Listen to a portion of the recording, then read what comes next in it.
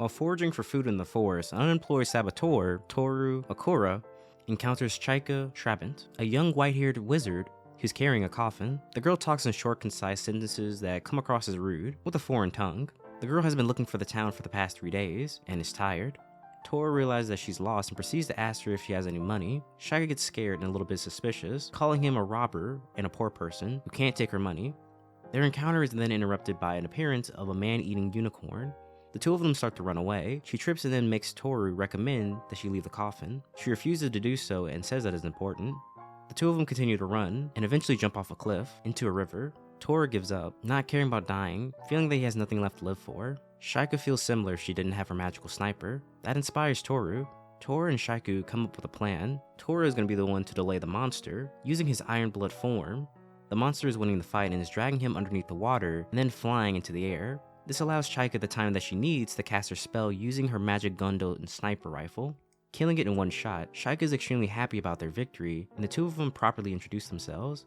As agreed, Chaika buys Tooru a meal, with Tooru stuffing his face with as much food as he can, only for an angry, attractive green-haired woman to chew him out for it. Jealous that he's picking up a girl while she's been working, she begins her tirade, coming across as his girlfriend/wife. The next second, she slams her hammer at his head. Tooru is able to evade the attack while eating his meal. The girl begins to berate him for being a slacker who doesn't even try looking for a job, while she's the only one that's working, which earns her the condolences from the townspeople who are watching this, with this in fact being Toru's sister, Akari, who's not related by blood. In the end, the store owner chews him out as well for leaving for breakfast and not telling Akari, then making Chaika pay for the damages and their meal. Meanwhile, Albéric Gillette and his men from the Gillette Corps, with Roberto being a war hero who fought in the last Great War against the Gaz Empire 5 years ago, Gillette then asked the man for the item that he acquired from the war. The war hero finds this request to be quite odd and would like to know the reason as to why he should do so, but Gillette deems that he can't indulge the information to him. Hearing this, Roberto refuses and politely tells him to get out of his house. Meanwhile, Chaika hires the Acura siblings to steal an item from the Arbeth mansion. That night, Tooru, Akari, and Chaika sneak into the mansion, but encounter Roberto himself, who mistakes them for being thieves that are hired by the Empire. As he's about to use his magic to eliminate them, he levitates swords to attack, having the ability to do this all to metal items. But the man becomes shocked when he sees Chaika. Albéric is shocked to see Chaika, as he believed that she was dead, referring to her as the evil Emperor's child, who they made sure of was dead. After they escape, Chaika explains that Arbeth's mansion is his gundo, which allows him to manipulate any object within the mansion, and the only way to stop it is to destroy the magic source. Plan is for Tooru to distract Arbeth, as Chaika and Akari search for the source. Eventually, after Akari destroys everything in the house, they find the item source that Chaika is looking for, with it being a severed left hand in a glass jar. Tooru manages to outsmart the man, leaving him hanging from the ceiling. Roberto, with his monologue, is able to stop Chaika, asking her what her plans are with the item, willing to buy it back from her, and warning her that in the wrong hands it can lead to the destruction of the world. As they leave the mansion, the trio are attacked by the Gillette Corps, who demand for them to hand over Chaika and the magical hand. Akari drags Chaika to safety while Tooru, carrying the glass jar, leads the Corps into a chase around the city before fighting one of their members, Nikolai Auditor.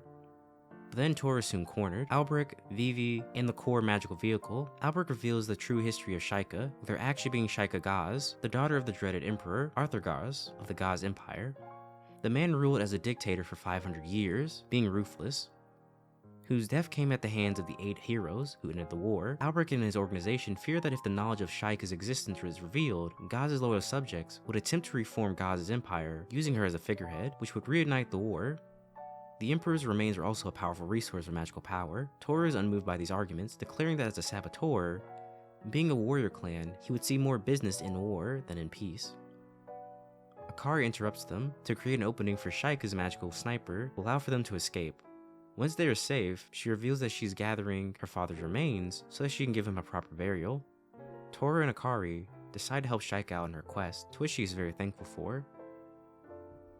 The trio search for another of the 8 heroes who has a part of Arthur's remains in the town of Ipsum. Unfortunately, Chaika's coffin is drawing too much attention to them, so Tooru wraps it up in cloth. Meanwhile, the Gillette Corps receives word from their superiors, the post-war Kleeman Agency, that reinforcements are unavailable. As they have lunch, Chaika and the others learn that the ruler Ipsum, Dominica Skoda, a dragon cavalier, and one of the 8 heroes, lives nearby in a dangerous forest. The Gillette Corps arrives in town and is hot on the trail of Tooru, Akari, and Chaika when Guy, a young man who appears as a hologram, has come to inform him that Dominica lives in the forest, where they can find an abandoned magical vehicle as transport. Having fixed up one of the abandoned vehicles, Chaika reveals that she was out of the country when her father was killed, and doesn't have any memories of the war. The trio is soon attacked by Arthurus, but is saved by a female knight. The female knight introduces herself as Dominica Skoda, and allows the trio to stay the night at their mansion, after Akari gives a detailed explanation of their circumstances, saying that her and her brother are lovers, having forbidden love. With this shocking Chaika, wondering why no one told her, Tooru suggested they ask Dominica to hand over Arthur's remains peacefully before using force, if that fails. But Chaika is reluctant to do so, since Dominica did save their lives and has only been kind to them. The next day at breakfast, Tooru unknowingly confesses to Chaika, asking Dominica for Arthur's remains. To their surprise, she agrees to hand them over if they can defeat her in battle. Akari is depressed now, coming to the conclusion that Tooru has a thing for flat-chested girls, with Chaika also a bit embarrassed. As they prepare, the group realizes that there is something strange about Dominica, since she didn't recognize Chaika, despite being one of the 8 heroes. During their match, Tooru and Acura fight Dominica, using their Iron Blood transformation forms, but are unable to overcome her. However, Tooru realizes that Dominica that they're fighting is not human, but rather her dragon summon, taking her master's form. Using their skills together, Tooru, Akari, and Chaika are able to defeat the dragon. The dragon then reveals that Dominica died shortly after the war, but due to their close bond, she was unable to forget her master. As promised, the dragon gives Arthur's eye and decides to follow Tooru, Akari, and Chaika on their journey, in the form of a young girl named Federica. Chaika goes into town looking for some information, but is quickly led away with some shady men. Tooru and Federica have to save her from the men. Tooru scolds her for wandering away, and for doing that on her own. Chaika feels insecure about her position in the group, as she's not able to contribute without her magic, with the siblings taking care of the daily household work and the mission details. Tooru tries to comfort her, explaining that it's their job to take care of her. The two of them share a moment, only for Akari to interrupt them, with Tooru slightly mad. Akari was foraging for some edible insects that will feed them for a while, but they're also finding a wanted poster with drawings of them. Meanwhile, Vivi is contemplating giving a washcloth to her commanding officer, Gillette, who she has a crush on. Receiving the support of her comrades, Nikolai, Zita, and Leonardo, who tell her to confess to him. Unfortunately, her hopes are shattered, as their other clueless comrade, Calloway, assumes that the towel is for him, not seeing the romance in the air amongst the group. And as they're about to fight, Gillette reprimands them, with them having been stressed out recently about the idea of honest people like the Acura siblings willing to help Chaika into starting another war. While driving, Tooru notices that someone is following them. Tooru goes to face this new enemy and notices the girl looks a lot like Chaika. Heading to the town of Karamura, Tooru, Akari, and Chaika are ambushed by a red-armed sword fighter and her 2 companions. Tooru manages to capture the red warrior. Chaika Trabant is taken captive by Red Chaika's companions, and both groups are forced to flee when Gillette's corps arrives. The siblings strip her down to check to see if she has any weapons, and when she doesn't tell them any new information, they call her Sticky Face, to not confuse her with Chaika. Red Chaika reveals that her name is Chaika Bodan. Since she refuses to talk anymore, the siblings decide to torture her by bribing her with food. Red Chaika's companions do the same thing, but are a little bit nicer about it. Feeling bad they have to tie up such a nice girl, revealing that there are multiple claims to be Emperor Arthur's daughter, Red Chaika also wants to gather her father's remains. But unlike Chaika, Red Chaika wants to use that power of her father's remains to take revenge against the 8 heroes and the subjects that abandoned them during the war. Elsewhere, Wizard Matthews, Calloway, and Catboy Leonardo Stola try to track down Tooru and Akari, but instead find Red Chaika's companions. Red Chaika has a bug on her and demands to be untied.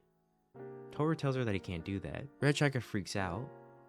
Feeling awkward about the situation, he decides to help her out. Red Chaika assumes that he's come to touch her, calling him a pervert. Akari runs at them, hoping to bonk her with her hammer for having perverted thoughts about her brother. Eventually, the 2 groups agree to have a prison exchange for the 2 Chaikas, meeting each other to face off. Cockatrices controlled by Matthews attack the prison exchange, forcing David and Selma to escape with Chaika while Tooru, Akari, and Red Chaika fight.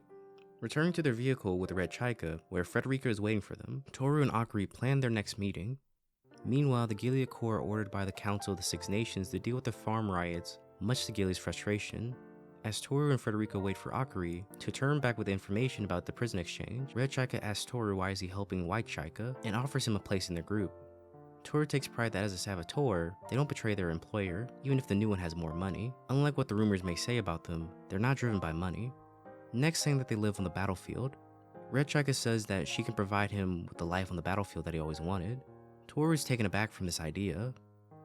When he comes back, Frederica questions him on his decision to go and help the White Chaika, agreeing with the Red Chaika in her idea, reminding him if he truly intends to be spending his time on the battlefield, then Red Chaika is the best option here, seeing that her goal in life is not to have peace, but to start the next war. Both groups meet back up in Perimil, where they exchange hostages, and Tooru decides to decline her offer. As they leave town, Chaika wonders if she really is Chaika Gaz, but Tooru doesn't even care. What matters is that she's real. Red Chaika and David reappear and suggest that they join forces together to find Arthur's remains quicker, David adding in that the little lady here has developed a crush on Tooru, allowing all of them to join forces, but there's one condition. Red Chaika reveals that there can only be one Chaika Gaz, implying that she wants to kill White Chaika. Tooru and Akari fight them, forcing them to flee. As they continue, Tooru is concerned that they're not only going to have to deal with the Gillette Corps, but other Chaikas in their groups. Tooru begins to wonder about Chaika and her role in all of this. Akari points a kunai at him, saying that even if he is her brother, she would not allow him to do this. Well, they're then making a lot of suggestive jokes about his manhood, saying that he was being overcome by lust, that he may use her body. After they're done, Guy informs Tooru and his group that the hero, Simon Skaney, was last seen in the Valley of No Return 4 years ago. However, before they can move on with the information, they are ambushed by the Gillette Corps and escape using Frederica's dragon form. Arriving at the valley, they notice that it's filled with magic fog. When Chaika starts to climb down the valley, everyone begins to follow her. Unexpectedly, the rock gives way, and they begin to fall into the fog. Akari and Chaika are saved by Frederica, and then put into a protective barrier. The three of them begin to watch and react to Tooru's illusions. Because Frederica wasn't able to catch him, Tooru is now having to suffer through the magic, with Tooru dreaming of romantic situations with Chaika. They wait until eventually Tooru stumbles into their barrier, freeing him from the influence of the magic, with Akari and Frederica deciding to slap and punch it out of him. Reunited, the group makes their way throughout the valley, where they find and destroy the machine that's been creating the magic fog. With the fog being cleared, the group finds Simon, now mad and delusional. Simon reveals that he created the fog machine, forcing people to encounter the fog and to experience the betrayal that he felt. With having freed the kingdom from the tyrant, he's given the treasure of Arthur. After the war, he's being recognized as a hero and returns home with one of Arthur's remains, only to then be betrayed by his best friend and wife and losing everything because of them. So he wants other people to feel the exact same pain he has, if they just so happen to fall into the valley. Chaika asks for the remains, and he gladly gives it to her, saying that he doesn't care about it. After getting Arthur's leg from the machine, the group leaves Simon in peace. Afterwards, Tooru and Chaika have a conversation about his illusions, with him not wanting to admit that he was actually having feelings for her, making her pout. The head of the Kleeman Agency, Konrad Steinmich, asks Albéric to take a break from searching for Chaika. Albéric decides to do some research on Emperor Arthur, but the lack of reliable evidence has increased his suspicion about the mission. Elsewhere, Tooru and his companions encounter a group who call themselves the Neo-Gaz Empire, who aim to bring back the Gaz Empire under a blonde-haired girl whom calls herself Princess Chaika. Chaika decides to befriend the princess, while Tooru, Akari, and Frederica have their own suspicions about the group. That night, the princess goes out to rob a nearby mansion, but is caught into an ambush. Tooru's suspicions are confirmed when they are attacked by the Neo-Gaz's men. Tooru and the girls easily overpower them, and the men admit that they were actually former Gaz Empire citizens who turned to thievery after being abandoned by the Six Nations. While Tooru wants to leave them, Chaika begs to save the fake princess, whose real name is Julia. Tooru and the comrades rescue Julia, for which she and her comrades are grateful. Tooru is disappointed that even though they were citizens of the Gaz Empire, these people know next to nothing about their emperor. Meanwhile, the Council of the Six Nations decide to deal with a rebellion by Duke Gillard, who controls a floating fortress. Running low on the magical fuel for the magical vehicle, Tooru's group tries to resupply it, but find that the local shops have run out due to the people celebrating the anniversary of the end of the war. Chaika offers to use up her own memories as substitute for the magical energy. but Tooru refuses to allow this. After learning Chaika loses her memories after using her magic, meanwhile, the Gillette Corps celebrates the anniversary in their own way, before being summoned for an emergency mission. While Tooru's group is searching for any shop that is still selling magical fuel, Tooru tells Chaika about his childhood. Tooru reveals that he and Akari grew up in a village called Acura, where the people trained to become saboteurs. Despite his eagerness to join the God's Empire War, his mentor, Shin, tells Tooru that he was reckless. Tooru also tells her about Jasmine, a woman who was a part of a convoy of traveling merchants, who traded with the Acura villagers, who Tooru regarded as his big sister figure. However, one night the convoy was attacked by bandits who killed them. Despite his efforts, Tooru was only able to find a dying Jasmine, who tried to comfort him in her last moments. But even though the villagers killed the bandits responsible, Jasmine's death deeply affected Tooru and shaped him to the man that he is today. He tells Chaika to never forget her memories, both good and bad. Finally, they manage to find a shop that is still willing to sell the magical fuel. Tooru and Chaika learn from the shopkeeper that Duke Gavary has acquired one of Arthur's remains for one of the 8 heroes and decides to head there. Arriving at Alvaco, Tooru realizes that something is very strange about this town. There are no young girls anywhere. There is also a lack of magical fuel. Given that this region is famous for having mines for magical fuel, this is very peculiar. They learn from the shopkeeper that Duke Gavary has been using all the town's magical fuel to power his magical fortress, calling it Sora, and his soldiers have been kidnapping the town girls and taking them into the fortress, where they're never seen again. Tooru's group sneaks into the fortress by having Akari disguise herself as a girl from the town. She is taken on board and helps Tooru, Chaika, and Frederica get on board, unaware that Vivi and Zuta have also sneaked on board. Meanwhile, the council decides to take actions against the Duke by attacking with their own flying fortress, Stratus. Tooru's group tries to find the magical engine, only to be ambushed by the Duke's soldiers. Tooru and Chaika escape, and Frederica is impaled, and Akari is captured. Akari is brought before the wizard, Grad Lancey, and Ricardo, the Duke's youngest son, who reveals that he killed his father and his entire family. Grad uses a mind control spell on Akari, with him also explaining what's been happening to the town's girls, with him brutally torturing them, forcing her to find and fight the others. Tooru and Chaika encounter a girl named Layla, who asks for their help in rescuing the other girls captured, but instead she leads them into a trap. She kidnaps Chaika, while Tooru faces off against a mind-controlled Akari. Vivi and Zuta rescue Tooru, and the 3 of them agree to work together to find the others and escape from the fortress. Elsewhere, Layla leads Chaika into a room, where she reveals to know who Chaika is. As they search the fortress, Tooru, Vivi, and Zuta learn the horrible truth about what's been happening to the girls captured by the Duke's men, with them all being tortured by Ricardo. And Grad is using their painful memories as magical fuel. Meanwhile, Layla reveals herself to Chaika, with her formerly being recognized as Blue Chaika, also revealing the terrible truth about what they truly are, with it being that she nor anyone else is the true Chaika. The Chaikas were created and implanted with false memories, being seen as Arthur's daughter. Each girl was given a different personality and skills, and above all, the overriding need to gathering Arthur's remains. She also reveals that she wants to get revenge, doing so in her own way. Compared to all the other Chaikas, Blue Chaika has a higher intelligence and specializes in poisons, specifically aphrodisiacs, which is why she's able to seduce the men to follow her every command. After learning the truth, she wandered off until she reached here, deciding to get revenge. Chaika refuses to believe Layla, who then says after learning the truth, she chose to follow her own path and has aided Ricardo in restarting a war to avenge herself against those who wish to use her. Also taking the sick pleasure into telling the truth to every Chaika before killing them, just as you can see the absolute look of defeat from each of the Chaikas. Frederica arrives to rescue Chaika, only to be killed off with one of her monsters. Elsewhere, Albert tries to convince the captain of the council forces to delay his attack, as he still has comrades on the ship, but when they refuse to do so, Albert threatens his life. Vivi and Zuta try to hold them off while Tooru tries to rescue Chaika. The commander of the Strata is unfazed by Alberic's pleas. As the floating ships begin to do battle, Zuta is able to free Akari from the mind control spell. The continued battle between the sky fortresses has severely damaged the fortress of the Stratus, causing the cannons of the sword to be misfired, with Alberic and the Alliance being caught in the misfire, leaving no trace of Alberic, with Leonardo only able to find his sword. Despite the revelation of her true origins, Chaika has the resolve to continue on her quest. The cannons of the swords are unable to fire anymore, so Leia suggests they just simply crash into the ship. This plan is thwarted though by the Stratus, who then rams into Sora, sending both the fortresses into the lake. On the way to rejoin Tooru, Akari, Vivi, and Zuta, they discover that Frederica created a second body for herself, so she's still alive. They split up for their search. and Akari heads into the bridge, where she kills Grodd, ending his control on his minions. Chaika's wandering the fortress looking for her companions, stumbling upon Layla and Ricardo, as she's about to suffer the same fate as the other girls in the town, when an injured Tooru comes to rescue her. After retrieving Arthur's left leg, they flee.